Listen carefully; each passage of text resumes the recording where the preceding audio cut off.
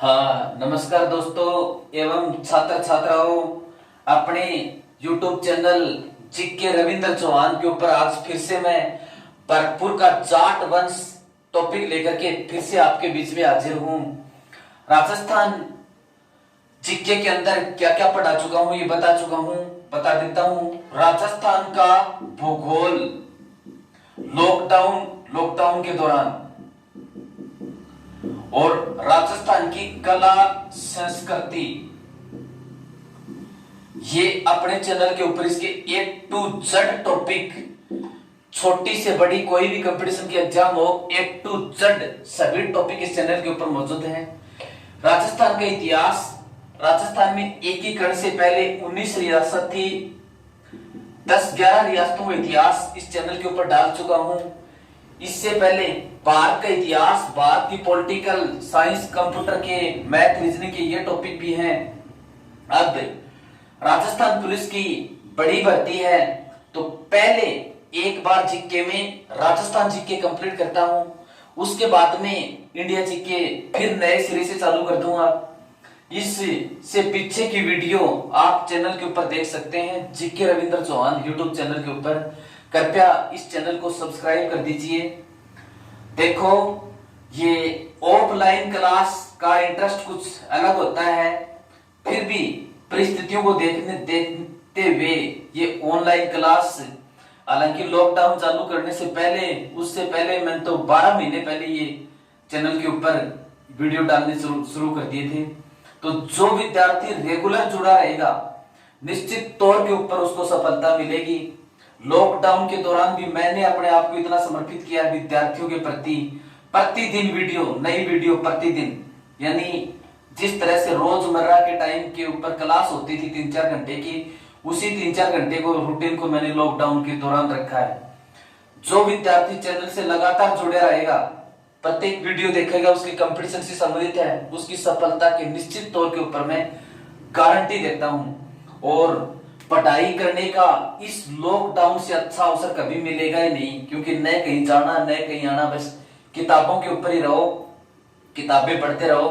परीक्षा कभी न कभी देर सवेर होगी। कुछ स्टूडेंटों की ऐसी मान्यता कि परीक्षा कब होगी, थोड़ी देर लेट हो सकती है, लेकिन ऐसा तो है नहीं, परीक्षा तो होगी। तो लंबी तैयारी के लिए आवश्यकता है अपनी सोच पॉजिटिव रखें, नेगेटिव न रखें। अब देखो, आज अपना टॉपिक है भरतपुर का जाट वंश। भरतपुर का जाट वंश, ये भरतपुर रियासत के ऊपर शासन किस वंश ने किया? जाट वंश ने शासन किया। देखो, भरतपुर के ऊपर शासन करने वाला वंश कौन सा है? जाट वंश। देखो, 15वीं शताब्दी थी ना, 15वीं शताब्दी, उसके अंत तक दिल्ली सल्तनत के शासक कमजोर पड़ गए।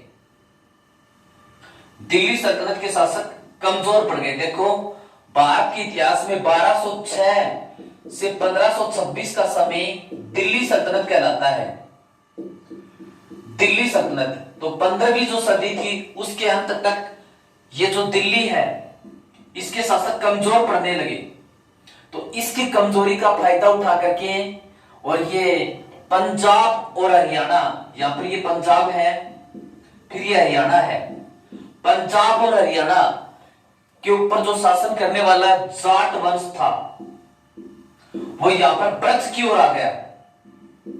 ब्रज, उत्तर प्रदेश, इस क्षेत्र की ओर आ गया।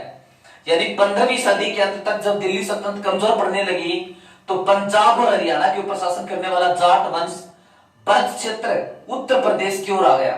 ठीक है।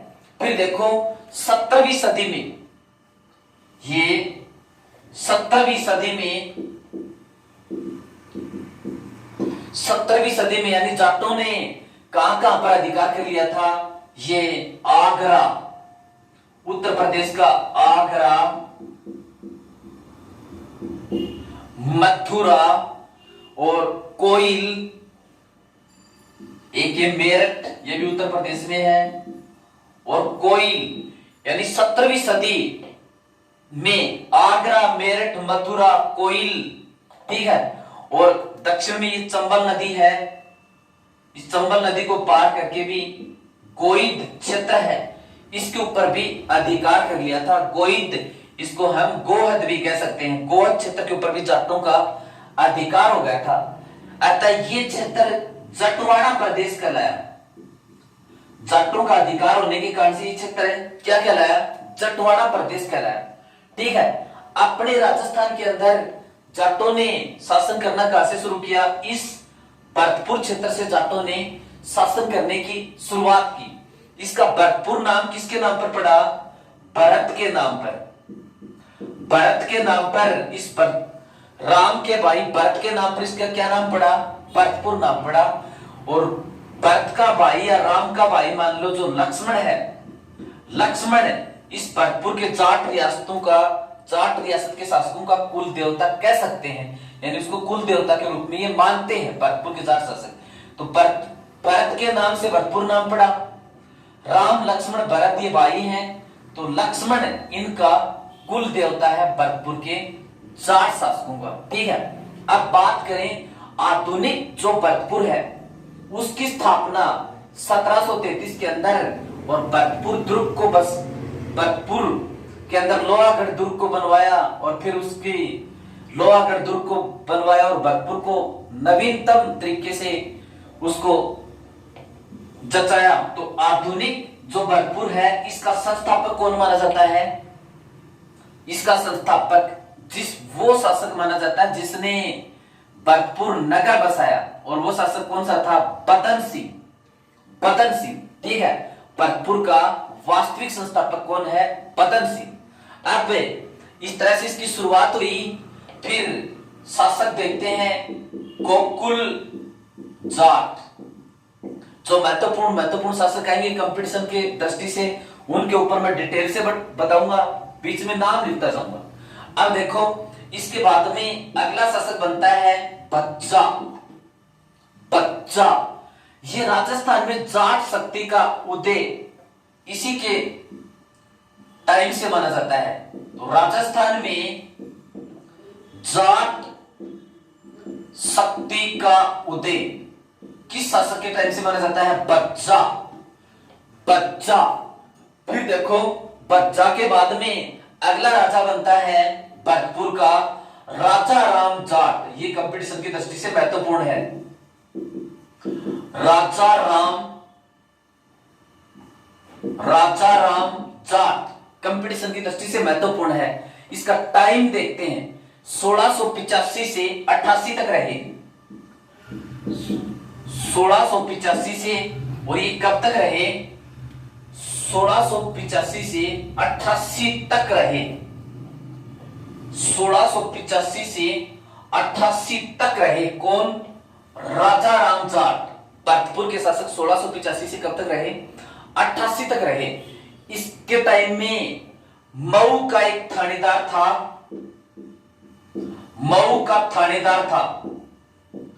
उस मऊ के थानेदार ने अहिर स्त्री के साथ बलात्कार कर दिया था। अहिर स्त्री के साथ बलात्कार। मऊ का थानेदार अहिर स्त्री के साथ बलात्कार कर दिया था। तो उस थानेदार को इस राजा राम जाट ने मार दिया था। इसकी वीरता से प्रभावित होकर के सभी जाटों ने इसको विरोध निसंदेह है और भरतपुर का शासक स्वीकार किया। तो मऊ के थानेदार जिसने अहिर की स्त्री के साथ बलात्कार कर दिया था, उस थानेदार को किस शासक ने मारा था? राजा राम जाट ने मारा था। अब देखो ये पराक्रमी तो था ही। इसने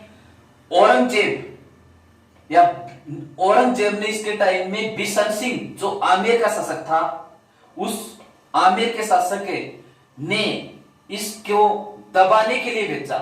देखो क्यों भेजा, बात क्या थी? 1685 से 88 तक सिकंदरा जो उत्तर प्रदेश में है, वहां से जुड़ी हुई एक बात है। सिकंदरा जो उत्तर प्रदेश में है, वहां पर अकबर का मकबरा है। ये सिकंदरा जो यूपी में है, यहां पर अकबर का मकबरा है। अकबर का मकबरा है। इसमें 1688 में या अकबर के मकबरे से जहां पर अकबर को दफनाया गया है, 1688 में अकबर की के मकबरे से उसकी हड्डियां निकालकर और उनको दफना दिया था, उनको यानी जला दिया था, और वहां पर जो चांदी वगैरह के पात्र थे उनको लूट करके लेके आया था 1688 के अंदर। तो प्रश्न पूछे, सिकंदरा उत्तर प्रदेश से अकबर के मकबरे से हड्डियों को निकालकर जलवाने वाला जाट शासक कौन था? तो इसका उत्तर क्या होगा? राजा राम जाट। सिकंदरा स्थित अकबर के मकबरे से हड्डियों को निकालकर जलवाने वाला शासक कौन था? ये राजा राम जाट 1688 में। इस समय देखो मुगल बादशाह था औरंगजेब। औरंगजेब मुगल बादशाह इस बात से नाराज हुआ और औरंगजेब ने या फिर ये भरतपुर के निकट जो जयपुर रियासत है, जयपुर के बिशन सिंह, जयपुर के शासक बिशन सिंह को भरतपुर पर आक्रमण करने के लिए भेजा, यानी राजा राम जाट के विरुद्ध आक्रमण करने के लिए भेजा। तो अकबर की हड्डियों को निकालकर इसने जलवा दिया था, इसलिए जयपुर के शासक बिशन सिंह को भेजा, किसने? औरंगजेब ने, आक्रमण करने के लिए भरतपुर के राजा राम जाट के ऊपर। अब इस आक्रमण में क्या हुआ? औरंगजेब ने अपना एक पुत्र भेजा बिदरबक्श, बिदरबक्श इसको भी साथ भेजा और बिशन सिंह को भरतपुर के ऊपर आक्रमण करने के लिए भेजा 1688 में। इस संघर्ष के अंदर और ये मारा गया। कौन मारा गया? राजा राम जाट, उसी की रियासत के अंदर मारा गया। तो देखो औरंगजेब ने जब अकबर की हड्डियां निकालकर जलवा दी राजा राम जाट ने, तो औरंगजेब ने राजा राम जाट के ऊपर आक्रमण करने के लिए किसको भेजा? जयपुर के शासक बिशन सिंह को, साथ में अपने पुत्र यानी पुत्र के पुत्र बिदरबक्श को भेजा।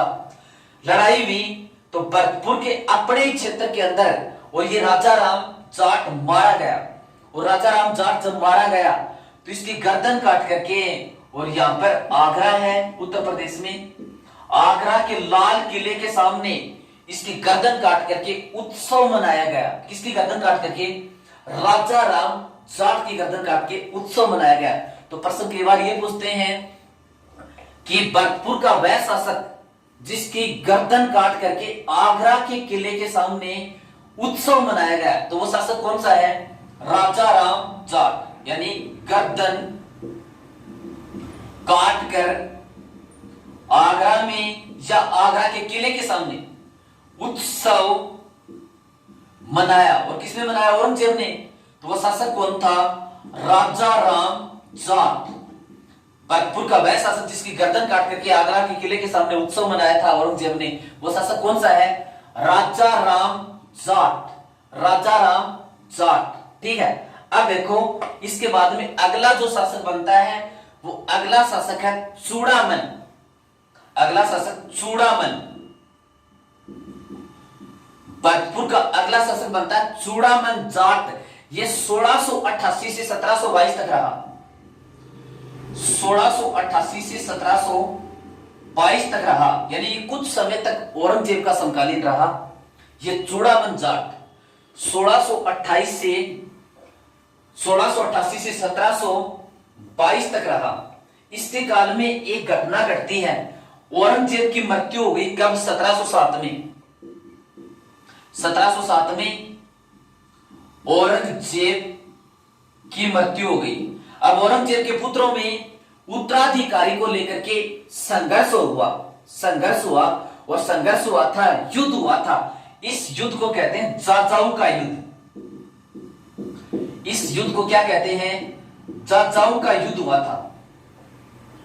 औरंगजेब की मृत्यु के बाद में पुत्रों में संघर्ष हुआ था। किस किस के मध्य हुआ था? देखो, एक तो औरंगजेब का पुत्र था आजम, जो बड़ा होकर के शासक बना, बहादुर शाह फर्स्ट। एक तो था आजम और दूसरा पक्ष कौन था? दूसरा पक्ष था मुअज्जम। दूसरा पक्ष था मुअज्जम। तो ये चूड़ामन देखो लुटेरा था, लुटेरा था ये। इसमें भी ये दोनों आपस में लड़ाई करते रहे, आजम और मुअज्जम, इसने मुगलों का खूब धन लूटा। फिर विजय किसकी हुई? आजम की, जो बहादुर शाह के नाम से राजा बना। अंत में ये बहादुर शाह के पक्ष में चला गया। तो देखो चूड़ामन 1688 से 1722, इसके टाइम में 1707 में औरंगजेब की मृत्यु हो गई। औरंगजेब की मृत्यु हो गई तो उसके पुत्रों में उत्तराधिकार को लेकर संघर्ष हुआ था।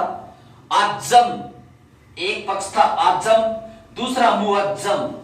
तो कौन सा युद्ध हुआ था? औरंगजेब की मृत्यु के बाद चाचाओं का युद्ध, आजम और मुअज्जम के मध्य। जीत किसकी हुई? आजम की, जो आगे किस नाम से शासक बनता है?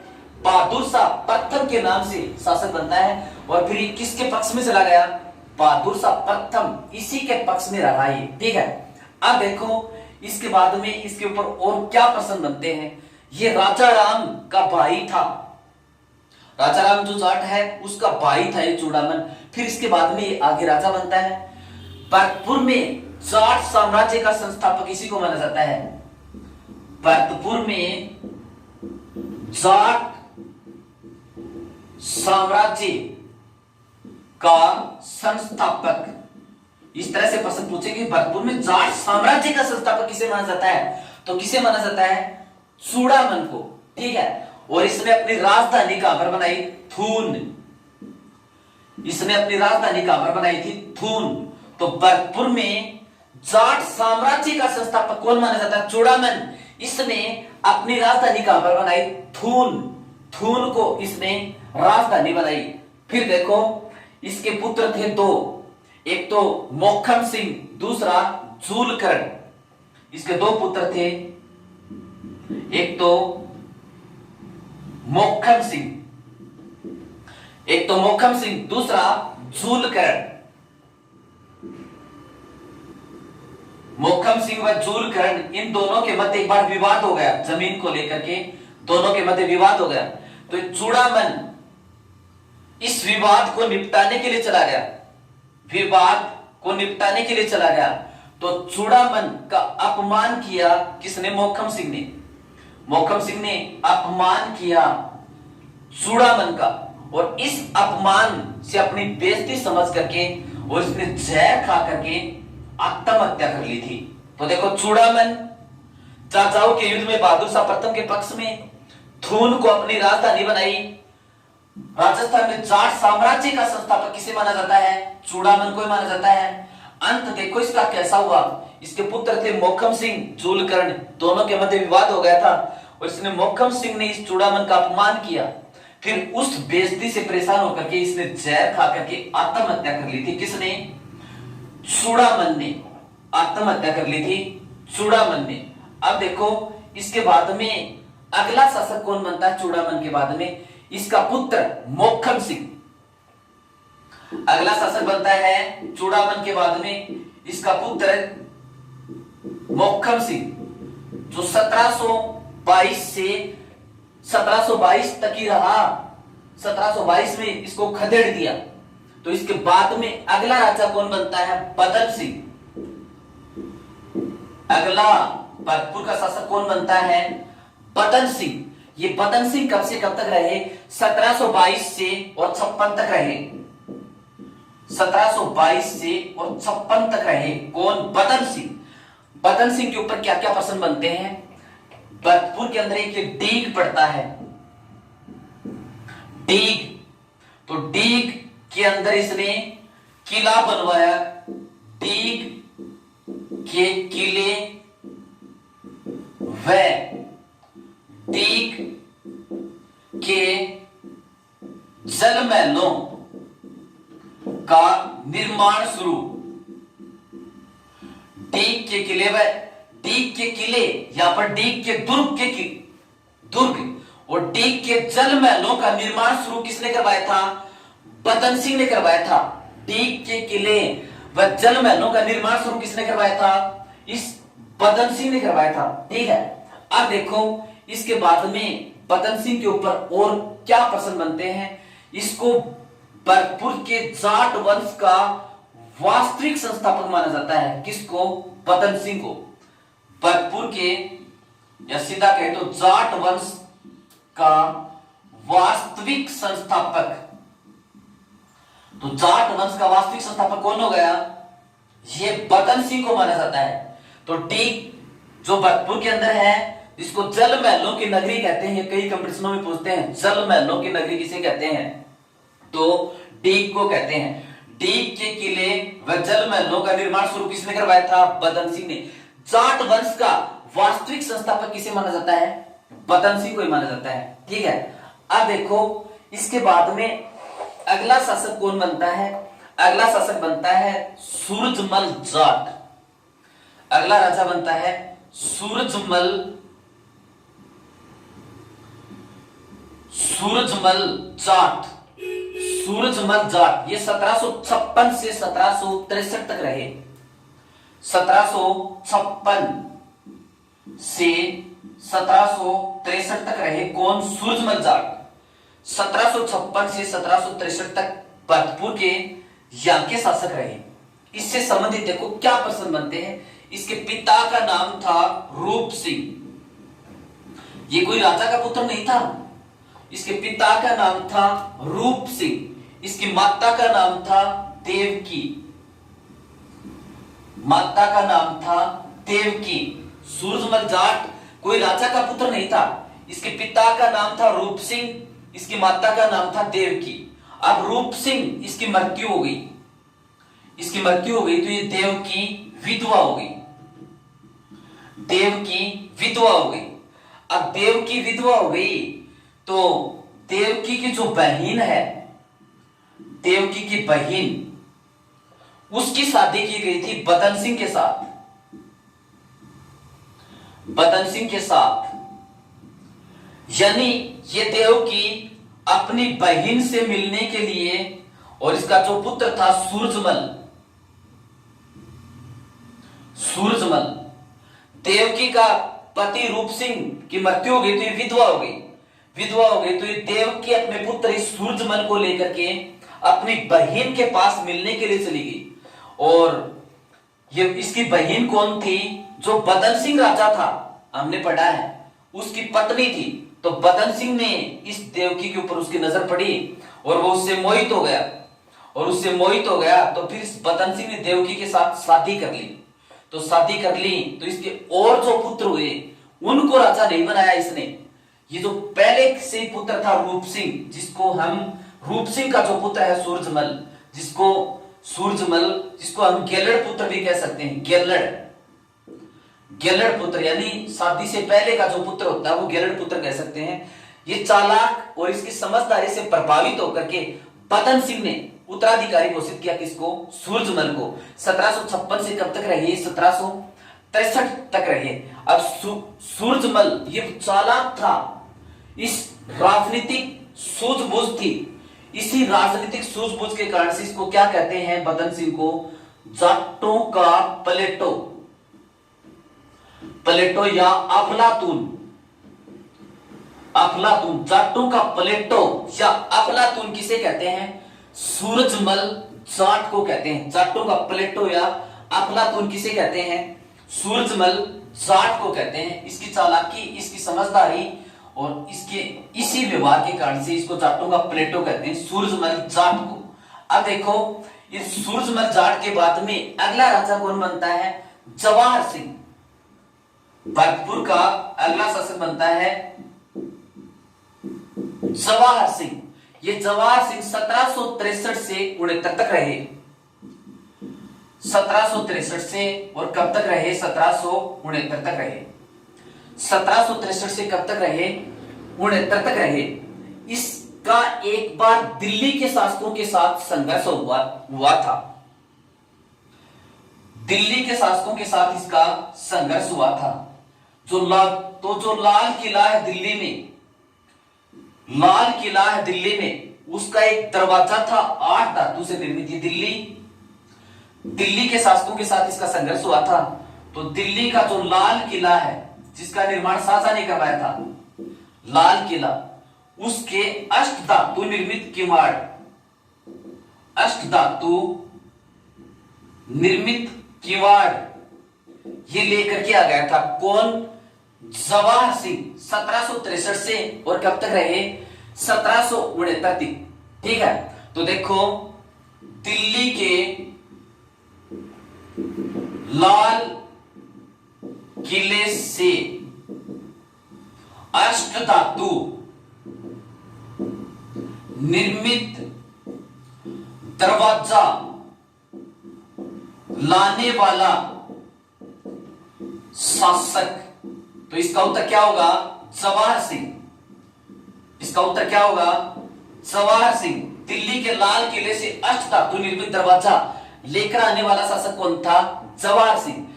और इस विजय के उपलक्ष्य में, दिल्ली की विजय के उपलक्ष्य में इसने एक बुर्ज बनवाया था। उस बुर्ज का निर्माण क्या है? नाम क्या है? जवाहर बुर्ज।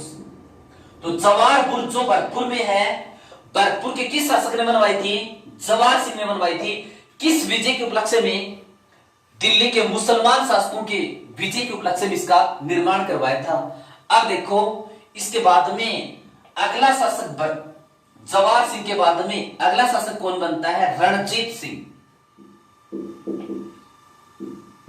अगला शासक बनता है रणजीत सिंह। ये 1777 से 1803 तक रहे। 1777 से 1803 तक रहे। कौन? रणजीत सिंह। 1777 से 1803 तक रहे। इसके टाइम में एक बार अंग्रेजों ने भरतपुर के ऊपर आक्रमण किया था। भरतपुर के ऊपर आक्रमण किया था, तो वो भरतपुर को जीत नहीं पाए थे। इसीलिए भरतपुर के दुर्ग को लोहागढ़ कहते हैं। यानी ये राजस्थान का एकमात्र शासक था या एकमात्र रियासत थी जिसको अंग्रेज जीत नहीं पाए थे। कौन सी? भरतपुर। इसीलिए भरतपुर के दुर्ग को लोहागढ़ या अजयगढ़ दुर्ग भी कहते हैं। लोहागढ़ या अजयगढ़ दुर्ग भी कहते हैं। तो अंग्रेजों को फिर विवश होकर के रणजीत सिंह से संधि करनी पड़ी। तो देखो, वो संधि कब हुई थी? ईस्ट इंडिया कंपनी से संधि। और ईस्ट इंडिया कंपनी से संधि हुई थी 29 सितंबर 1803 को। भरतपुर के शासक रणजीत सिंह ने ईस्ट इंडिया कंपनी से संधि कब की थी? 29 सितंबर 1803 को अंग्रेजों से संधि की थी। तो रणजीत सिंह 1777 से 1803 तक भरतपुर के शासक रहे। इसके काल में अंग्रेजों ने भरतपुर के ऊपर आक्रमण किया था, जीत नहीं पाए। फिर अंग्रेजों ने विवश होकर के रणजीत सिंह से संधि करनी पड़ी थी। इस संधि को ईस्ट इंडिया कंपनी की संधि भी हम कह सकते हैं। ये संधि कब हुई थी? 29 सितंबर 1803 को हुई थी। इस तरह से भरतपुर का जाट वंश हो गया।